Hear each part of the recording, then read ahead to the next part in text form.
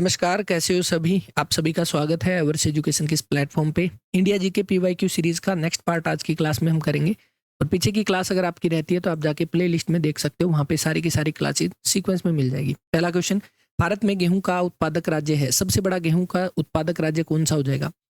और आज की क्लास में जितने भी क्वेश्चन है वो सारे के सारे सीईटी मेंस पेपर में पूछे गए थे। तो सबसे बड़ा गेहूं उत्पादक राज्य है उत्तर प्रदेश। थर्ड ऑप्शन आपका राइट आंसर रहेगा। अगर हम देखें सबसे ज्यादा जो प्रोडक्शन होता है वो उत्तर प्रदेश में, उसके बाद मध्य प्रदेश में, उसके बाद आ जाएगा पंजाब और पंजाब के बाद आ जाएगा अपना हरियाणा। ओके, तो ये स्टेट की बात होगी। उसके बाद हम बात कर लेते हैं कंट्री की। अगर देश में पूछे सबसे पहले नंबर पे जो आता है वो आता है चाइना व्हीट प्रोडक्शन में, उसके बाद अपना इंडिया आता है दूसरे नंबर पे। ओके, ऑप्शन थर्ड आपका इसका राइट आंसर है। और अगर हरियाणा में आप सभी को पता होगा कि यहाँ पर भी क्वेश्चन आता है कि हरियाणा में गेहूं का उत्पादन सबसे ज्यादा किस डिस्ट्रिक्ट के अंदर होता है, तो वो होता है सिरसा में। सिरसा आपका टॉप में रहेगा। किस में? अगर गेहूं में पूछे तब भी सिरसा में सबसे ज्यादा प्रोडक्शन होता है और कपास में भी सबसे ज्यादा प्रोडक्शन सिरसा के अंदर होता है। Right answer option number third जो है वो बन जाएगा। इसके बाद नेक्स्ट, अच्छा यहाँ पर मैं आपको एक चीज और बता दूं साथ साथ में, क्योंकि कई बार क्वेश्चन आ जाता है कि एरिया में सबसे बड़ा कौन सा है। तो एरिया में सबसे बड़ा है हमारा राजस्थान, उसके बाद आ जाता है मध्य प्रदेश, फिर आ जाता है महाराष्ट्र, फिर आ जाता है यूपी, फिर आ जाता है गुजरात। ठीक है, ये थोड़ा सा ध्यान रख सको, कई बार इनको मैच करना आ जाता है कि सीक्वेंस में इनको अरेंज करो, कौन सा बड़ा है कौन सा छोटा है। वहीं पे अगर पॉपुलेशन में पूछे तो पॉपुलेशन में आप जानते हो उत्तर प्रदेश सबसे टॉप में है, फिर महाराष्ट्र आ जाएगा, फिर बिहार है, फिर वेस्ट बंगाल है। ठीक, नेक्स्ट, इस अनुच्छेद में राज्यों के द्वारा मुफ्त और अनिवार्य शिक्षा प्रदान करने की परिकल्पना की गई है। आर्टिकल 45, आर्टिकल 21A दोनों में की गई है या उपयुक्त में से कोई नहीं? सबसे पहले हम बात करते हैं आर्टिकल 45 की। आर्टिकल 45 हमारा किस में है? संविधान के भाग 4 में है। और भाग 4 हमारा किसके बारे में बताता है? डीपीएसपी के बारे में बताता है, directive principle of state policies के बारे में। तो इसमें यह बोला गया शुरू में जब इस आर्टिकल को आपका लागू किया गया कि इसके तहत आपका 14 वर्ष से छोटे बच्चों के लिए मुफ्त व अनिवार्य शिक्षा दी जाए। मुफ्त व अनिवार्य शिक्षा दी जाए। बाद में ये देखा गया कि इस आर्टिकल को अच्छे से लागू नहीं किया गया, क्योंकि आप जानते हो डीपीएसपी कंपलसरी नहीं है कोई भी स्टेट को कि वो इसको लागू करे। तो इसी के लिए आपका एक बाद में एक संविधान संशोधन हुआ जिसको हम जानते हैं 86th कॉन्स्टिट्यूशनल अमेंडमेंट 2002। और इसके तहत आपका एक आर्टिकल ऐड किया गया और आर्टिकल था आपका 21A, है ना। और 21A हमारा क्या है? एक मौलिक अधिकार है और इसको अधिकार बना दिया गया। अब ये कंपलसरी हो गया आपका हर एक स्टेट के लिए लागू करने के लिए।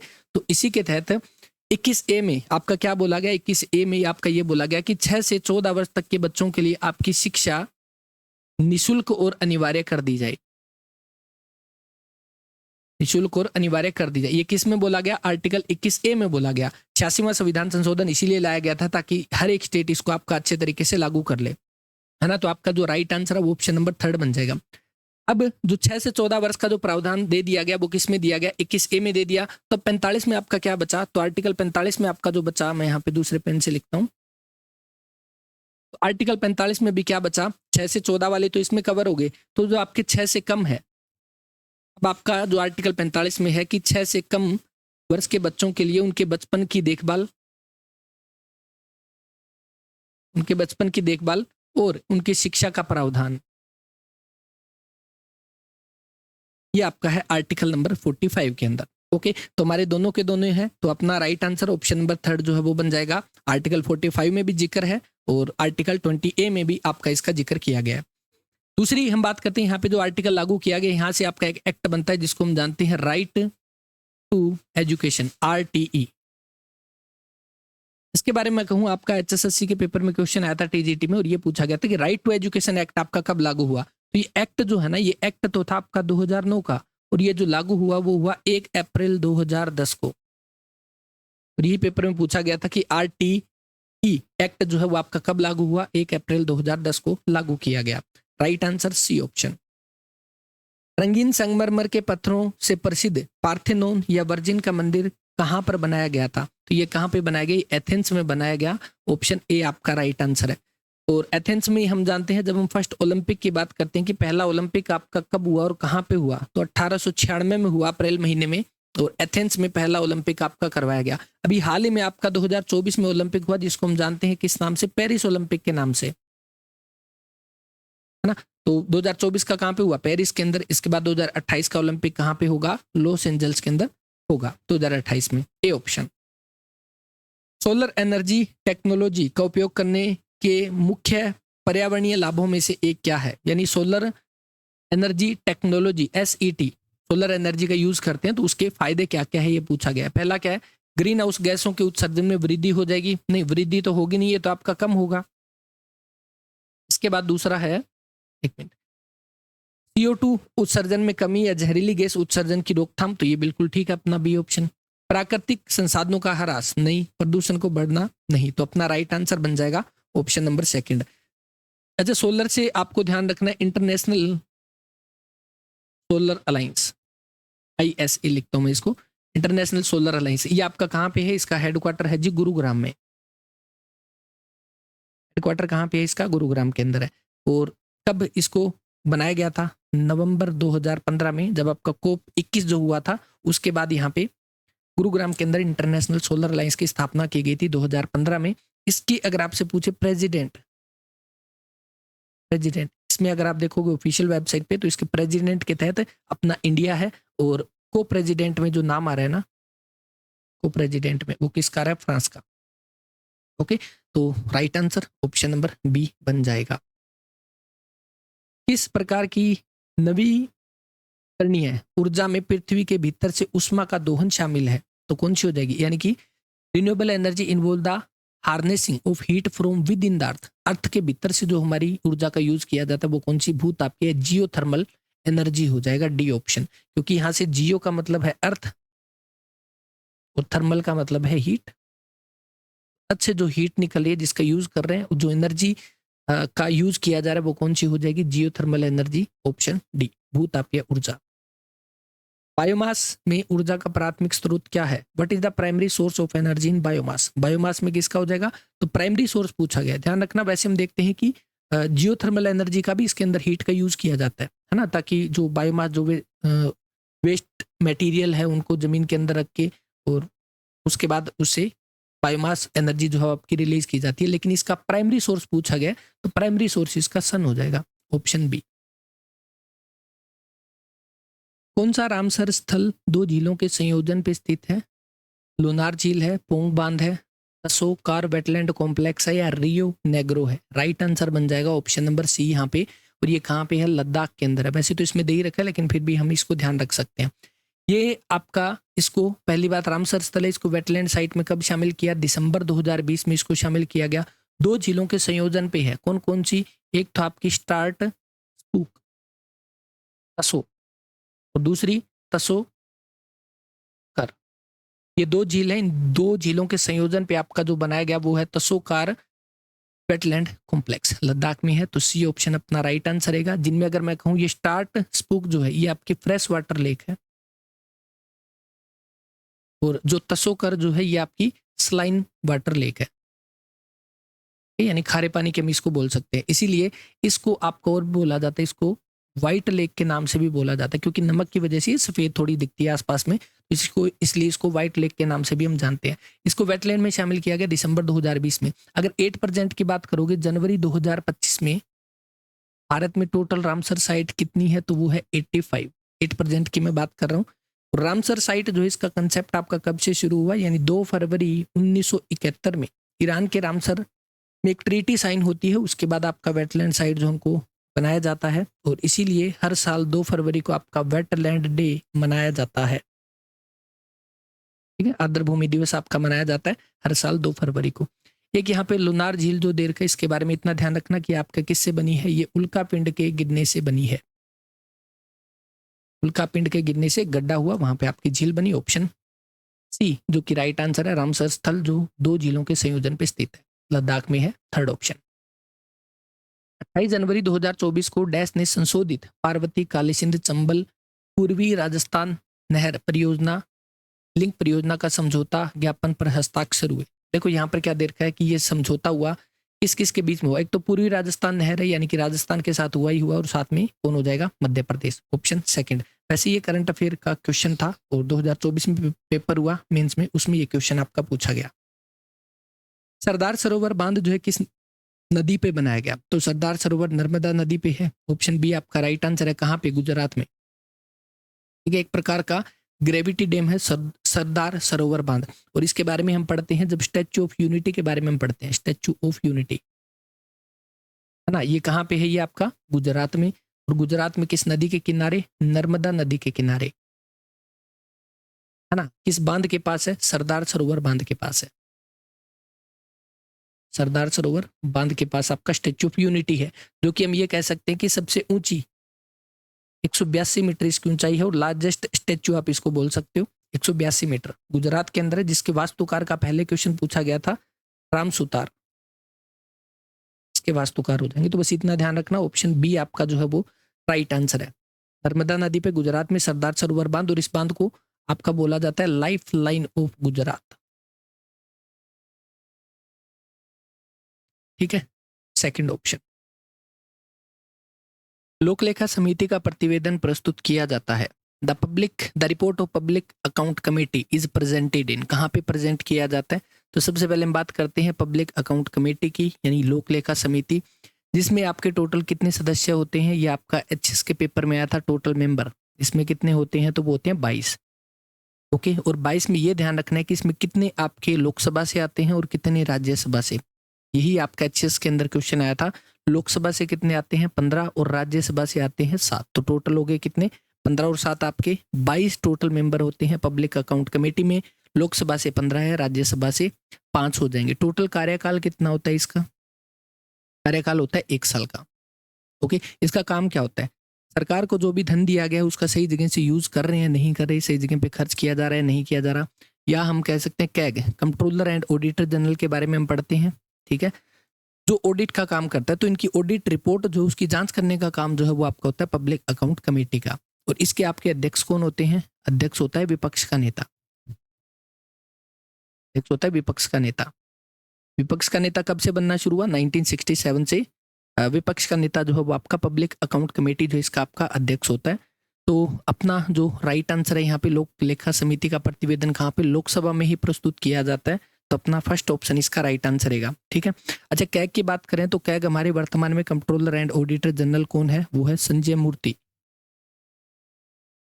ये प्रेजेंट के अंदर controller and auditor general Bharat के हो जाएंगे। फर्स्ट ऑप्शन आपका इसका राइट आंसर रहेगा। ठीक है, वैसे पब्लिक अकाउंट कमेटी के बारे में पूछिए, ये आपका कब से शुरू हुआ? तो ये आपका 1921 में, जैसे भारत सरकार एक्ट आया था 1919 का, उसके तहत 1921 से पब्लिक अकाउंट कमेटी की शुरुआत की गई थी।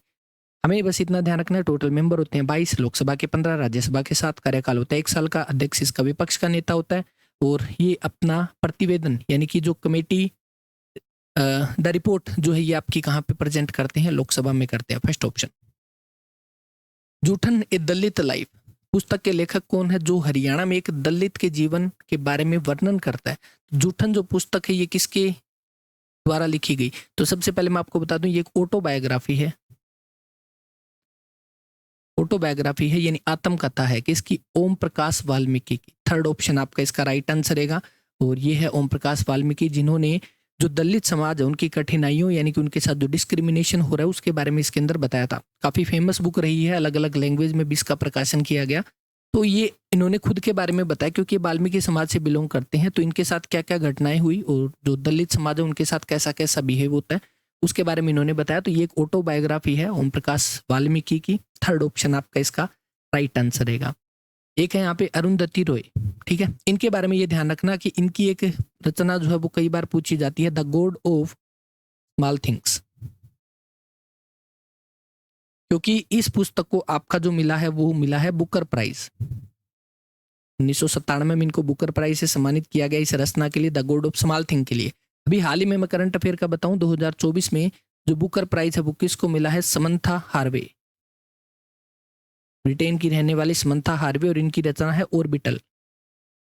ऑर्बिटल के लिए इनको 2024 में बुकर प्राइज से इनको सम्मानित किया गया। और इसका आपका राइट आंसर थर्ड ऑप्शन बनेगा। वैसे खुशवंत सिंह की एक रचना पेपर में आई थी, वो है आपकी train to Pakistan. Train to Pakistan, जब भारत आज़ाद हुआ उस समय पे ये, मतलब पहले पंजाब में रहते थे, बाद में जैसे बंटवारा हुआ उस समय पे ये जो पाकिस्तान में पंजाब है वहाँ पे चले गए, तो इन्होंने एक रचना लिखी थी, वो थी ट्रेन टू पाकिस्तान। तो ये एग्जाम में पूछी गई है, तो इसको ध्यान रख सकते हो। जूठन ए दलित लाइफ, ये रचना किसकी है? Om Prakash Valmiki, third option. Khajjiar lake जो है ये आपकी स्थित है, खजियार लेक कहाँ पे स्थित हो जाएगी? ये है हिमाचल प्रदेश में, थर्ड ऑप्शन आपका राइट आंसर रहेगा। हिमाचल प्रदेश में चंबा डिस्ट्रिक्ट में आपकी स्थित हो जाएगी खजियार लेक। उड़ीसा में हम बात करते हैं किसकी? चिल्का की। चिल्का लेक पूछी गई है, कहाँ पे है? उड़ीसा के अंदर। और एक विक्टोरिया सागर भी आपकी उड़ीसा में ही है। एक पूछी जाती है वुल्लर, है ना, और एक डल। वुल्लर और डल झील जो है ये दोनों की दोनों आपको जम्मू एंड कश्मीर के अंदर हो जाएगी। तो अपना सी ऑप्शन इसका राइट आंसर रहेगा। इसके बाद जो नेक्स्ट है, 52वें संविधान संशोधन के माध्यम से दल बदल विरोधी अधिनियम किस प्रधानमंत्री के कार्यकाल के दौरान लागू हुआ? तो 52वां संविधान संशोधन पहली बार हुआ कब था? तो ये हुआ था 52nd कॉन्स्टिट्यूशनल अमेंडमेंट 1985 1985 में हुआ था। और इसी से संबंधित एक अनुसूची लागू की गई थी। अनुसूची आपको पता होगा, जैसे टोटल 12 अनुसूची है, उनमें अनुसूची नंबर 10 आपकी किससे है? दल बदल से संबंधित है, या जिसको एंटी डिफेक्शन लॉ हम कहते हैं, है ना, एंटी डिफेक्शन लॉ। तो ये 1985 में आपका संविधान संशोधन हुआ। उस समय पे प्रधानमंत्री कौन थे? तो इंदिरा गांधी जो है, इनकी हत्या कर दी जाती है 31 अक्टूबर 1984 में। ऑपरेशन ब्लू स्टार हुआ था, उसके बाद इंदिरा गांधी का असैसिनेशन, यानी कि इनकी हत्या इन्हीं के ही जो सिक्योरिटी गार्ड है उनके द्वारा कर दी जाती है। तो उसके बाद जो प्रधानमंत्री बने थे वो राजीव गांधी बने थे, और लगभग 1984 से लेकर 89 तक इनका कार्यकाल रहा था। और ये लगभग यंगेस्ट पीएम के तौर पे भी जाने जाते हैं, लगभग 40 वर्ष की उम्र में प्रधानमंत्री के पद पर ये बैठे थे। ओके, तो राइट आंसर बन जाएगा option number D. Morarji Desai 1977 में आपके पीएम बनते हैं, और ये पहले गैर कांग्रेसी सरकार जब आई थी तो पहले गैर कांग्रेसी जो पीएम बने थे वो कौन बने थे? मोरारजी देसाई। मोरारजी देसाई को आपका भारत रत्न इनको मिला हुआ है, और इनको मिला हुआ है निशान पाकिस्तान, जो पाकिस्तान का सबसे बड़ा अवार्ड है। जैसे भारत रत्न भारत का सर्वोच्च सम्मान मानते हैं, उसी प्रकार निशान पाकिस्तान पाकिस्तान का है। तो मोरारजी देसाई को दोनों के दोनों अवार्ड मिले हुए हैं। 1991 में इनको भारत रत्न मिला, और 1990 में इनको निशान पाकिस्तान भी इनको दिया गया था। ऑप्शन डी राइट आंसर है। 52वां संविधान संशोधन राजीव गांधी के कार्यकाल के दौरान हुआ था। अगला, कुआला लामपुर किस देश की राजधानी है? तो कुआला लामपुर जो राजधानी है वो किसकी? थाईलैंड की कौन सी हो जाएगी? बैंकॉक। इंडोनेशिया की जकार्ता। मलेशिया की जो राजधानी है वो कौन सी? कुआला लामपुर हो जाएगी, थर्ड ऑप्शन। नवनियुक्त आईएएस अधिकारियों के प्रशिक्षण के लिए लाल बहादुर शास्त्री प्रशासन अकादमी कहाँ पे स्थित है? Lal Bahadur Shastri academy of administration कहाँ पे है, जिसको हम लबासना के नाम से जानते हैं? ये कहाँ पे है? ये है आपकी उत्तराखंड में, और उत्तराखंड में भी कहाँ पे? मसूरी में। क्योंकि हमें ये भी ध्यान रखना है, हमें एग्जैक्ट लोकेशन पता होनी चाहिए, क्योंकि इसमें उत्तराखंड दे नहीं रखा। तो मसूरी में आपकी लबासना या लाल बहादुर शास्त्री एकेडमी हो जाएगी। तो मैं यहाँ पे बात करूंगा सबसे पहले आईएएस के बारे में। आईएएस की ट्रेनिंग कहाँ पे होती है? तो लबासना में, लाल बहादुर शास्त्री के नाम से। ठीक है, ये कहाँ पे है? मसूरी, उत्तराखंड में। दूसरी यहाँ पे आईपीएस की बात करते हैं। आईपीएस की ट्रेनिंग कहाँ पे होती है? तो ये होती है सरदार वल्लभ भाई Patel national police academy. National police academy ये आपकी कहाँ पे है? ये आपकी हैदराबाद में, शिवरामपल्ली हैदराबाद में स्थित है। यहाँ पर आपकी आईपीएस जो है इनकी ट्रेनिंग होती है, जैसे कि नेशनल पुलिस एकेडमी है तो सरदार वल्लभ भाई पटेल एकेडमी में होती है। इसके बाद आप क्या आ जाते हैं? आईआरएस। आईआरएस की जो होती है ना वो होती है नासिन में, national academy of custom indirect tax. Important है, इसकी फुल फॉर्म अभी बताऊंगा आपको। Indirect tax and narcotics. ठीक है, अच्छा ये है कहाँ पे नासिन? अगर मैं कहूँ ये आपका है अपना फरीदाबाद में, फरीदाबाद में। ठीक है, इसको लिख लेना, फरीदाबाद। ये इसका जो हेडक्वार्टर है ना वो फरीदाबाद था। नासिन का हेडक्वार्टर फरीदाबाद था, तो अपने फरीदाबाद के अंदर इसकी ट्रेनिंग हुआ करती थी। लेकिन अभी जो है इसका आपका हेडक्वार्टर चेंज कर दिया गया, और हेडक्वार्टर चेंज करके कहाँ पे कर दिया? अभी है ये आंध्र प्रदेश में, क्योंकि नासिन के अलग अलग जोन के अकॉर्डिंग इसके ट्रेनिंग सेंटर है। तो आंध्र प्रदेश में आपकी एक जगह है जो है पाल समुद्रम। अब जो है वो आपका पाल समुद्र को हेडक्वार्टर बना दिया है, तो आपकी अब जो ट्रेनिंग होती है वो आंध्र प्रदेश में होती है, पाल समुद्र में। और नासिन जो कि आपका है, इसकी फुल फॉर्म ध्यान रखनी है, क्योंकि अपने फरीदाबाद में भी स्थित है। तो राइट आंसर बन जाएगा ऑप्शन नंबर सी यहाँ पे मसूरी के अंदर। निम्न में से किस शहर को दक्षिण भारत का मैनचेस्टर कहा जाता है? तो दक्षिण भारत का मैनचेस्टर कहा जाता है कोयम्बटूर को, ऑप्शन ए राइट आंसर है। कहाँ पे? तमिलनाडु में है। इसके साथ ही अगर आपसे पूछे भारत का मैनचेस्टर किसे कहते हैं, भारत का मैनचेस्टर किसे कहा जाता है, तो वो कहा जाता है आपका अहमदाबाद, गुजरात में है ना। अच्छा, गुजरात की राजधानी बता दो कौन है, कौन सी है? उत्तर भारत का मैनचेस्टर अगर आपसे पूछे भारत का मैनचेस्टर, तो वो कौन सा है? कानपुर। तो तीनों के तीनों ध्यान रख सकते हो। यहाँ पे दक्षिण भारत का पूछा है तो वो कोयम्बटूर हो जाएगा, ऑप्शन फर्स्ट। इस वायसराय ने बंगाल का विभाजन किया था? तो बंगाल के विभाजन के बारे में हम जानते हैं कि बंगाल को दो भागों में बांटा गया था, एक पूर्वी बंगाल एक पश्चिमी बंगाल के तहत ये बांटा गया था कर्जन के द्वारा। ऑप्शन डी अपना राइट आंसर है। कब? 1905 में ना। लेकिन हमें ये भी ध्यान रखना एग्जैक्ट कब हुआ, तो लगभग जुलाई 1905 के अंदर इसकी घोषणा कर दी जाती है। कर्जन ने घोषणा कर दी कि अब जो है वो आपका बंगाल का विभाजन किया जाएगा, क्योंकि बंगाल जो है वो आपका इतना बड़ा एरिया है, इतनी बड़ी टेरिटरी है कि उसको कंट्रोल करना आसान नहीं है, इसीलिए हम इसको दो भागों में बांट देंगे। जैसे आप जानते हो आज भारत को भी हमने अलग अलग स्टेट यूनियन टेरिटरी में बांट दिया ताकि उसको एडमिनिस्ट्रेशन जो करना यानी उसको हैंडल करना आसान हो जाए, इसलिए इन्होंने बंगाल का विभाजन करने के बारे में बोला। हालांकि बाद में ये भी जानते हैं कि यहाँ पर ये बात हुई कि बंगाल का विभाजन किया जा रहा है हिंदू और मुस्लिमों को आपस में लड़ाने के लिए, इसीलिए सभी ने साथ आकर एक यहाँ पे आंदोलन शुरू किया। वो आंदोलन था कौन सा? स्वदेशी आंदोलन। क्योंकि कई बार स्वदेशी आंदोलन पूछ लिया जाता है कि स्वदेशी आंदोलन कब हुआ, इस घटना के बाद स्वदेशी आंदोलन की शुरुआत हुई। तो स्वदेशी आंदोलन हुआ इसी बंगाल विभाजन के बाद में। और स्वदेशी आंदोलन की शुरुआत कब होती है? अगस्त 1905 में। मतलब जो विदेशी चीज़ों का बहिष्कार करना, स्वदेशी चीज़ों का यूज़ करना, ये स्वदेशी आंदोलन अगस्त 1905 में, ताकि अंग्रेजों के ऊपर ज़्यादा इम्पैक्ट पड़े और अंग्रेज जो है बंगाल विभाजन को रद्द कर दे। लेकिन ऐसा होता नहीं है और फाइनली 16 अक्टूबर 1945 को बंगाल का विभाजन कर दिया जाता है। 1905 सॉरी, ठीक है, 16 अक्टूबर 1905 को बंगाल का विभाजन कर दिया जाता है। तो बंगाल विभाजन के बारे में पूछा किसने? कर्जन के द्वारा किया गया 1905 के अंदर। ऑप्शन डी जो है वो आपका राइट आंसर रहेगा। नेक्स्ट, इतनी थे तो आज की क्लास में इतने क्वेश्चन है, आगे वाले शायद इसमें है नहीं। ओके, तो उम्मीद करता हूँ क्लास आपको इन्फॉर्मेटिव लगी होगी। कोई डाउट हो आप कमेंट कर सकते हो, बाकी आप यहाँ तक पहुँचे हो तो बिल्कुल सेशन को लाइक कर देना और अपने जो कमेंट है वो करके बता सकते हो क्लास के बारे में। किसी प्रकार का कोई सजेशन देना चाहते हो तो बिल्कुल दे सकते हो, ठीक है। चलिए, थैंक यू वेरी मच, अपना ख्याल रखिएगा।